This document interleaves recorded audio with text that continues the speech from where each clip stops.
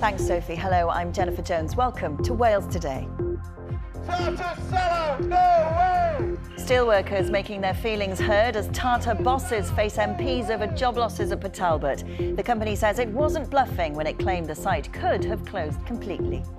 67% of Tata Steel is owned by pension funds, institutional investors, financial investors who are asking us these questions. How much longer will you keep supporting a business which is not viable? Also tonight, challenging behaviour, a drop in attendance and financial pressures, just some of the issues highlighted by Wales's Chief Inspector of Schools. Broken after losing his father and best friend to suicide, Senedd member Jack Sargent shares his experience to help prevent others from going through the same thing. Go and find some help. I think if we can get that and we can do that, then me crying now is worthwhile. How much poorer we would all have been without moments like this. The Welsh Rugby Union says moving the Six Nations to a protected list of free-to-air TV events could devastate Welsh rugby. What do you think? If it goes on to Sky or something like that, no. I would not buy. As long as it's not an extortionate amount and it's affordable for people. And the world's top darts players are in Cardiff for the Premier League, where there's Welsh interest and a teenage sensation.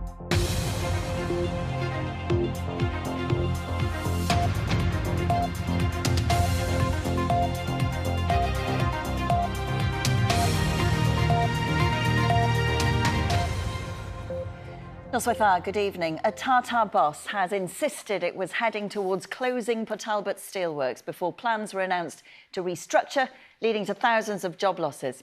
Appearing in front of Welsh MPs, the company was accused of bluffing by threatening closure when it persuaded UK ministers to pay £500 million towards the transition to an electric arc furnace.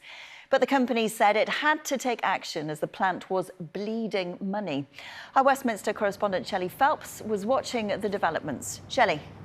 Jen, this was a special day-long set of hearings called by a cross-party committee of MPs who wanted to more closely scrutinise Tata's decision to close its blast furnaces, while outside, workers staged a protest.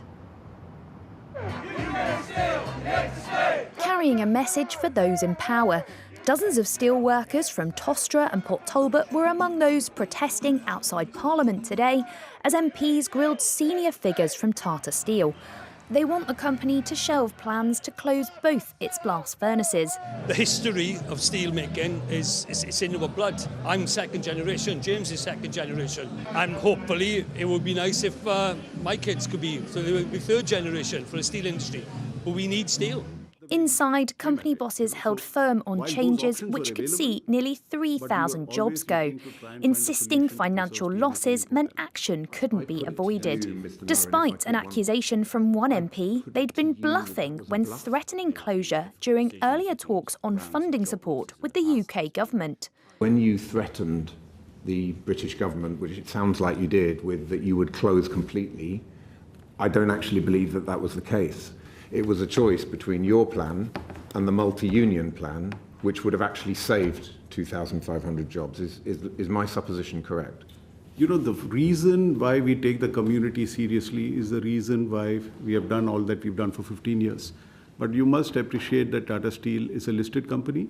Tata Group owns 33%. 67% of Tata Steel is owned by pension funds, institutional investors, financial investors who are asking us these questions. How much longer will you keep supporting a business which is not viable? UK ministers agreed to give £500 million to help keep the Port Talbot plant open and move to a greener way of producing steel using electric arc furnace technology, something MPs had plenty of questions about for the Welsh Secretary, who rejected claims by critics that the cash is just being used to make people redundant.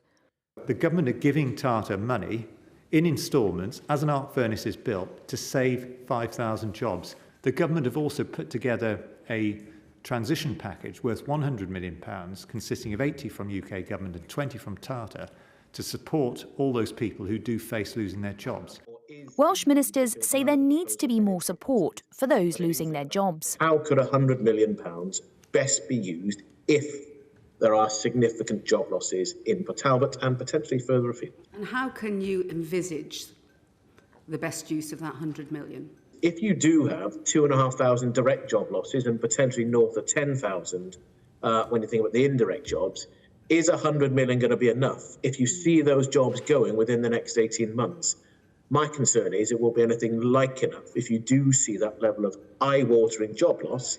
But questions have also been raised about the financial contribution from government in Cardiff Bay to help the community with what will no doubt be a difficult transition. And Tata bosses were keen to stress today that the electric arc furnace, they said, was not the end, it was the beginning. They said they would consider additional investment in the future if more government funding was available. But anyone hoping that Tata will reconsider or change its mind will be disappointed by what they heard. Shelley, thank you. That's Shelley Phelps, our Westminster correspondent there. Now, schools are having to deal with more unruly pupil behaviour since the pandemic. That's according to Wales's Chief Inspector of Education. It's just one of a number of challenges identified in his annual report. Describing standards across Wales as mixed, Estyn boss Owen Evans says some pupils' progress is being held back by weak teaching. Our education and family correspondent Bethan Lewis has been speaking to him. The more obvious signs of the pandemic in schools have long gone, but over time it's become more apparent how that period has left its mark. There was poor behaviour before COVID, but the Chief Inspector of Schools is clear it is worse now. The social contract really between the parent and the school is changing, and I'm not sure if that's for the better. You know, we're seeing, big problems with attendance, let's be honest about that. We're seeing behavioural issues. How bad is it? The first thing to reassure people, in all the schools I go to, there are no-go areas in our schools. But you are seeing kids with higher anxiety levels, with a greater difficulty in settling. You're seeing out-of-classroom behaviour that has worsened. And I'm hearing this from everyone from head teachers to the caretaker. It's been cited as a reason for industrial action in schools, but Owen Evans says some schools do have a handle on it through setting high expectations and working with families. If we can ensure that the curriculum and the way that we teach are right, then the chances are that behaviour will improve. But that's not to say that at the moment schools are facing a number of issues, some of which have come out of the pandemic, that are causing more unruly behaviour that we've seen in the past. How would you sum up the standard of Welsh education? Let's not think that all is doom and gloom, because that is our way sometimes. We have some very, very good schools and very, very good colleges out there, but we have some inherent weaknesses. We are seeing weaknesses in numeracy and literacy, and they tend to be reflected by the PISA results. Those PISA international tests saw the scores of Wales's 15-year-olds fall even further behind results in reading, maths and science in other parts of the UK. The PISA report also looked at the impact of mobile phones on learning. Where do you stand on the issue of, banning mobile phones in schools during the school day? I wouldn't advocate a blanket ban, because some people have used this stuff for the benefit of education. Where the worry is that one of the things you have to tackle if you're going to use mobile phones or allow mobile phones in schools is that we've done quite a lot of work on peer-to-peer sexual harassment over the past few years to understand, how these things, how bullying and things like this can go through phones. The Welsh Government says there'll be new guidance for schools to help deal with behaviour. It says it agrees there's much to celebrate in Welsh education while working to address a number of challenges. The Welsh Government has outlined plans for new laws to protect nature and reverse the loss of wildlife. They include setting up a new independent watchdog for environmental issues such as sewage spills or air pollution. There are similar offices in England, Scotland and Northern Ireland. Senedd member Jack Sargent is hoping to raise awareness of men's mental health and suicide by sharing his personal experience. He lost both his father and his best friend to suicide within 5 years of each other. Mr. Sargent says he was broken by both and wants to help prevent others from going through the same thing. He's been speaking to our reporter, Zola Hargreaves. I'm 29 years old. I've lost my dad and my best friend of over 20 years to suicide. You know, it's pretty tough. I don't want sympathy. Far from it. I want families not to have to go through what I went through. Jack's best friend Jamie Wynne took his own life in 2022. He was just 28 years old. 5 years earlier, Jack lost his father, Carl Sargent, who was a Welsh Government minister. He died by suicide after being dismissed from his role. I was broken by both of them. I suffer with mental health problems, depression, PTSD. Jack hopes that by sharing his experiences and the pain that he has faced from losing his dad and best friend, that he can help others. I find it difficult to open up and speak about my own mental health when probably I should know better. We should keep talking, we should open up, but in reality, do we put that into practice? I think we need more work. In 9 of the last 10 years, the suicide rate amongst men has been higher in Wales than in England, according to the latest Office for National Statistics data. Men are 3 times more likely to die by suicide than women. In response to Jamie's death, his local team, Connors Quay Town FC, have introduced an ethos of getting men talking and have mental health ambassadors and professional help available. That mission is shared by new charity Helpy, which was set up by a father-son duo, Ian and Jake. Referrals to the NHS for therapy, as an example, there's really much lower numbers of men actually connecting for therapy, so they're very reluctant to speak still. We're still living in a time where men just aren't talking.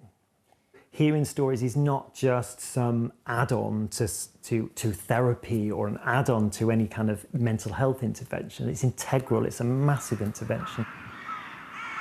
Jack hopes the initiatives to get men talking in Connors Quay could work across Wales. People who are struggling or going through their own battles and struggles, he would hope, I think, the same message I just tried to say, go and find some help. Because he would have been the first one you could go to. And I did that myself on many occasions. So I think if we can get that and we can do that, then me crying now is worthwhile. That was Jack Sargent there. And if you've been affected by any of the issues raised in this story, details of organisations offering information and support are on the BBC Action Line website. And you can see more on this story in Wales Live. That's tonight at 10:40 here on BBC One Wales and iPlayer. A Welsh police force spent more than £1 million policing a protest outside a hotel which was set to house more than 200 asylum seekers. The protests outside Stradi Park Hotel in Llanelli started in July last year, before the Home Office scrapped the plans in October. Dyfed Powys Police and Crime Commissioner said responding to some of the violent behaviour there was challenging, as Mallory Williams reports.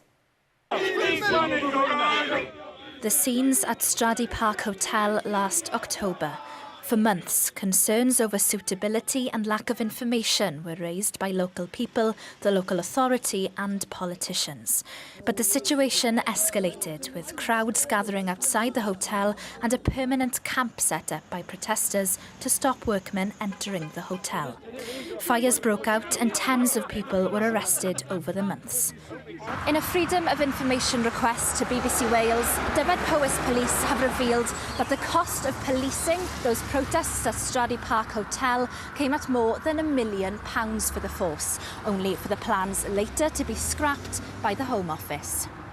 The figure doesn't come as a surprise to the Police and Crime Commissioner in the area.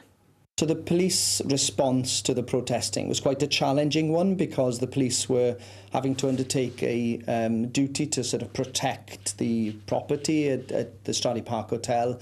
We were aware that the overtime costs for officers were costing circa 300,000, and then when you add up all the other associated costs, but it's the fallout to the wider context of the resources, and therefore I would be expecting for them to provide us with a reimbursement of some of these costs. According to former Racial Equality Commissioner, there are lessons to be learned. I think we need to bank it alongside the good examples and the good practices we've had in Wales, and to try and make sure that we carry on that tradition of achieving good outcomes. In response, the Home Office said that how funds are allocated are up to individual police crime commissioners. But Dyfed Powys Police will receive up to £148 million in the next financial year, an increase of £9 million from this year's budget. A spokesperson added that the Home Office is making significant progress with their policy of removing asylum seekers from hotels. Owners of Stradi Park Hotel said in the autumn that they wanted to reopen and rehire staff, but the doors still remain closed for now. Melanie Williams reporting there. Still to come in the programme. The world's top darts players arrive in Cardiff for the start of the Premier League, with Welsh interest and a teenage sensation. And we've had all kinds of weather thrown at us this month. Heavy rain and flooding, Arctic winds and sunshine, snow, frost and ice, and then two named storms, Isha and Jocelyn. February will start dry, but how long will it last?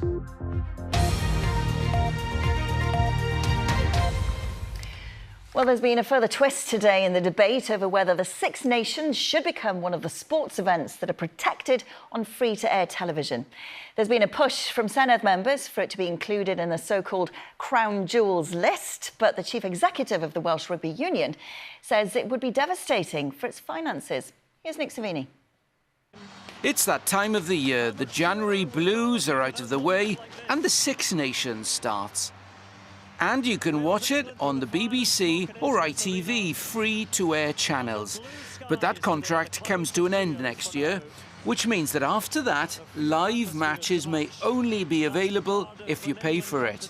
But is it too important for that? Plenty of politicians, both at the Senedd, where there is a debate tonight, and at Westminster, believe it is, and are calling for a change to give it the same status as Wimbledon and the Olympics.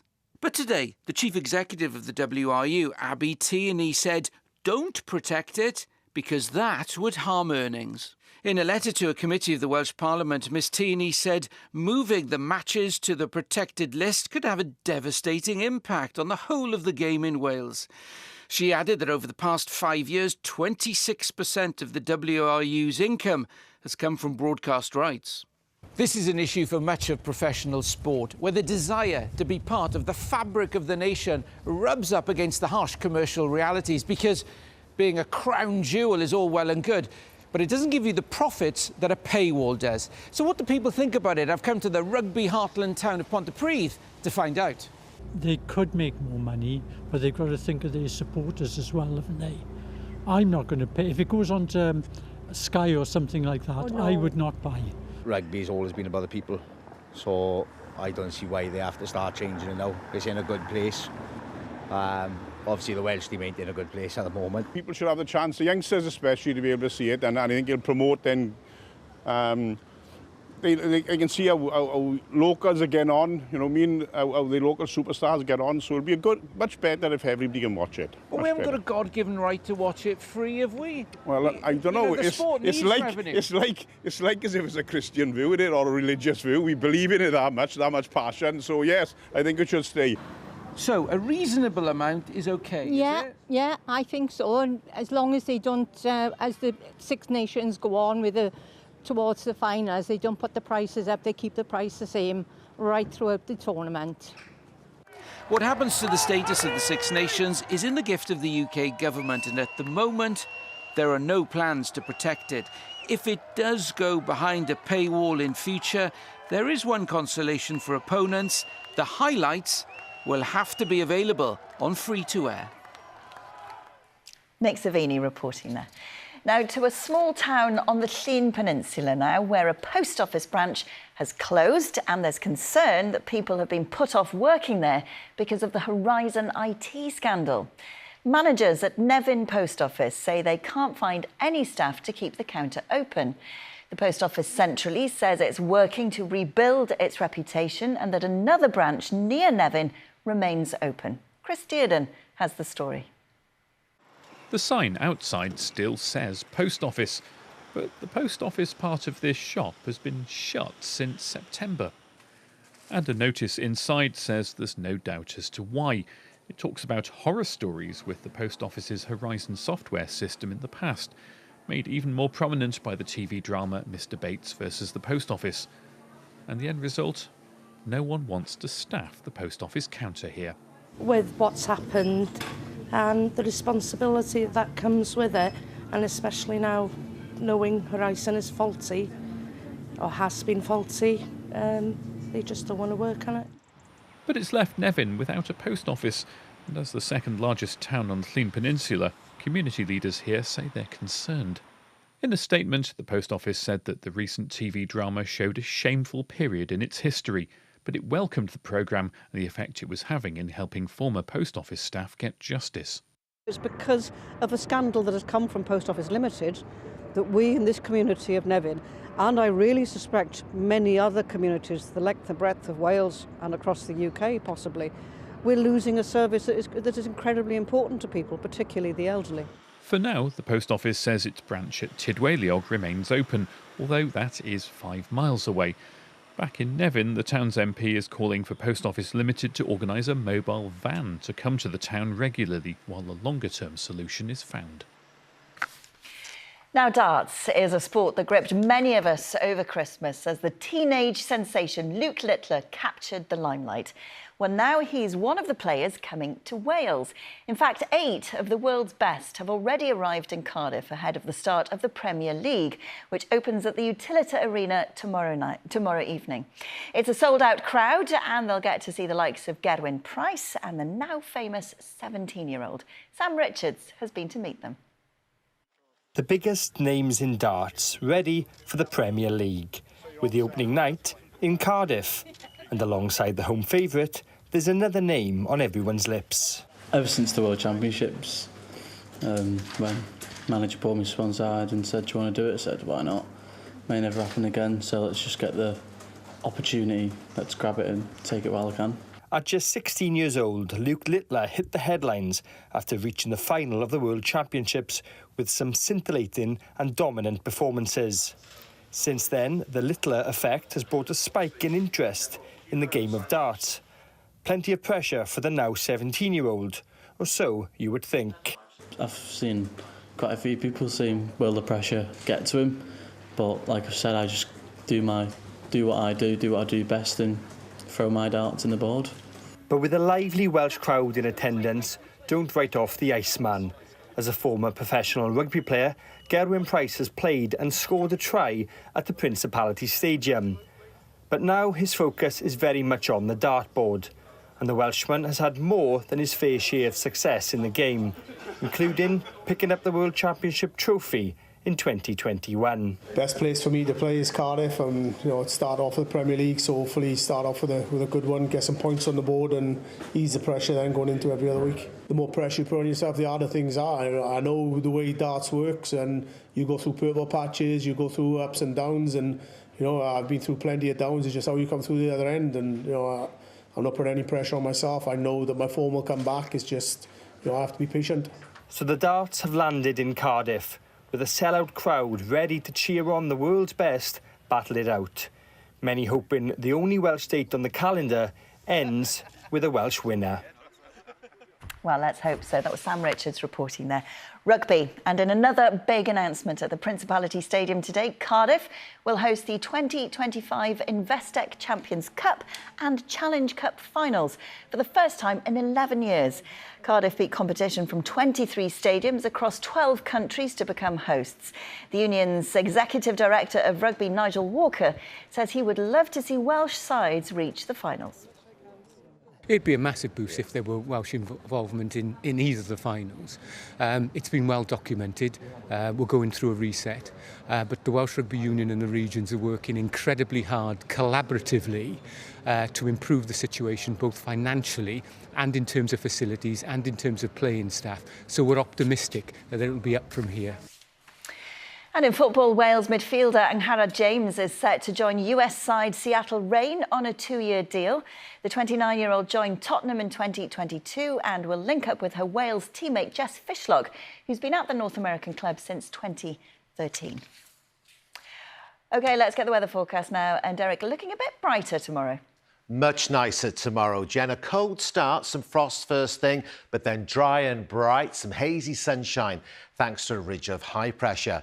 Now, Martin Whitaker took advantage of the dry weather today and enjoyed a walk in Banau Brycheiniog with wonderful views. Further north, though, the weather went downhill this afternoon with rain and strong to gale force winds. Wind gusts 50 to 65 miles per hour. Recorded, for example, at Aberdaron on the Llŷn Peninsula. Now, the wind and rain all tied to this very deep area of low pressure, which has been named Storm Ingunn by the Norwegian Weather Service. That'll batter parts of Norway this evening. Its cold front trails southwards across Wales. That's the reason for the rain, heaviest on the hills and mountains. So rain this evening will continue its journey southeastwards. Clearer weather following from the northwest, dry everywhere by midnight. The wind will drop and it will turn colder. A widespread ground frost by the end of the night and some air frost in places inland with temperatures just below freezing, -1 Celsius expected in Merthyr Tydfil. And then tomorrow, a ridge of high pressure means a window of much better weather with this warm front moving into Scotland. So a cold start tomorrow morning, some frost. But that will lift. Then we can look forward to a dry day, a bright day tomorrow. The sunshine hazy, I think, with some high-level clouds and temperatures recovering, reaching 6 to 9 Celsius in the afternoon. That's about right for this time of year, with a light to moderate breeze backing southwesterly. A clear start tomorrow evening, but it won't last. Cloud will roll in from the west. The cloud will lower too, with a few patches of light rain and drizzle, and it will start to turn milder again with a freshening southwesterly breeze. So a brief chilly snap tomorrow, but the milder tropical maritime air will return by Friday and last into the weekend. For Friday then, plenty of clouds, some mist and hill fog, a few patches of light rain and drizzle, but a bit drier and brighter to the north and east of high ground. A little bit of sunshine likely in Wrexham, where the temperature could reach 14 Celsius, 57 Fahrenheit. As for the weekend, it's going to stay mild and breezy. Plenty of cloud around, a few spots of light rain and drizzle, but some dry weather as well, with temperatures above average. So there's more mild weather to come next week, but signs it will turn colder as we head towards the middle of the month. Jen. Derek, thank you so much. And that's Wales Today. We'll be back at 10:30 tonight, but until then, have a good evening. Hwyl fawr. Bye-bye.